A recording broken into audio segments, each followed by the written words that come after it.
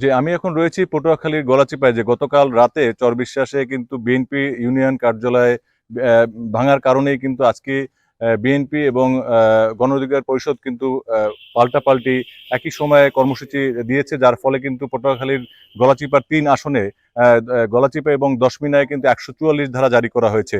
এবং সেই 44 ধারা জারির কারণে কিন্তু পটুয়াখালীর এই 3 আসনে কিন্তু এখন থমথমে পরিবেশ। গলাচিপা সদর উপজেলা কিন্তু এখন র্যাব, পুলিশ এবং সেনাবাহিনী কিন্তু একদম কড়া নিরাপত্তার চাদরে বেষ্টনীতে কিন্তু রয়েছে। আমি আমি এখন গলাচিপার উপজেলায় রয়েছে। উপজেলা যেখানে রয়েছে সেখানে দেখতে পাচ্ছেন যে যেখানে আইন শৃঙ্খলা বাহিনীর থেকে শুরু করে এখানে কিন্তু সেনাবাহিনীর যে গাড়ির বহর সেখানে কিন্তু রয়েছে উপজেলাতে। এবং এখানে কিন্তু বিপি নূর উপজেলার যে এখানে ডাকবাংলো রয়েছে সেই ডাকবাংলোতে কিন্তু তিনি রয়েছেন। এবং আজকে 3:30টায় একটি সংবাদ সম্মেলনের কথা বলেছেন তিনি। এবং সেই সংবাদ সম্মেলনে সেটা কি করবেন সেটা তিনি আমাদেরকে 3টা জিনিস জানাবেন।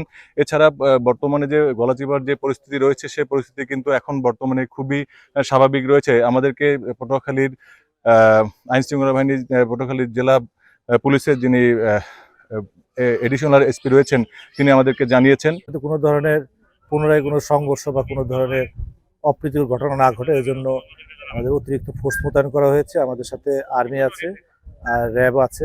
সবাই আমরা যৌথ মহড়ার মাধ্যমে লোকজনকে সতর্ক করবো যাতে কোনো ধরনের আইন শৃঙ্খলার অবনতি ঘটে, এই ধরনের ঘটনা থেকে যাতে বিরত থাকে এবং সকলকে শান্তিপূর্ণ অবস্থানে থাকার জন্য অনুরোধ করা হচ্ছে। এবং পাশাপাশি প্রশাসনের পক্ষ থেকে 144 ধারা জারি করা হয়েছে। 4 জনের বেশি লোক একসাথে ঘোরাফেরা করার জন্য নিষেধ করা হয়েছে।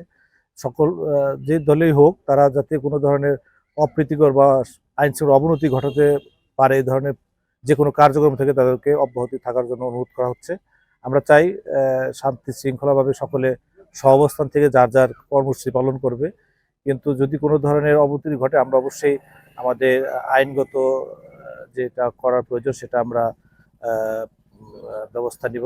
তাই আমরা সকলকে অনুরোধ করছি যাতে শান্তিপূর্ণভাবে তাদের সহাবস্থানে থাকার জন্য অনুরোধ করছি। এবং ঈদ পরবর্তী এই সময়ে দেশের আমাদের গলাচিপা বা প্লাস পটুয়াখালী জেলায় যাতে কোনো ধরনের রাজনৈতিক বা যে কোনো ইস্যুকে কেন্দ্র করে কেউ যাতে কোনো ধরনের নিজের স্বার্থ হাসিল করতে না পারে সেই ধরনের পরিস্থিতি করতে দেওয়া হবে না, যাতে করে আমরা সকলে মিলেমিশে শান্তিপূর্ণভাবে পটুয়াখালীবাসী একসাথে বসবাস করতে পারি। সেই ব্যবস্থা করার জন্য আমরা সকলে মিলে কাজ করছি। এছাড়া পটুয়াখালীর যে বর্তমান পরিস্থিতি তাতে এই এই অঞ্চলের মানুষ কিন্তু 3-4 জনের বেশি বা 5 জন একসাথে চলাফেরা করতে পারবে না, কোথাও কোথাও কোনো জায়গায় কোনো জমায়েত বা আইন মিটিং করতে পারবে না, সেরকমটাই তিনি আমাদেরকে জানিয়েছেন।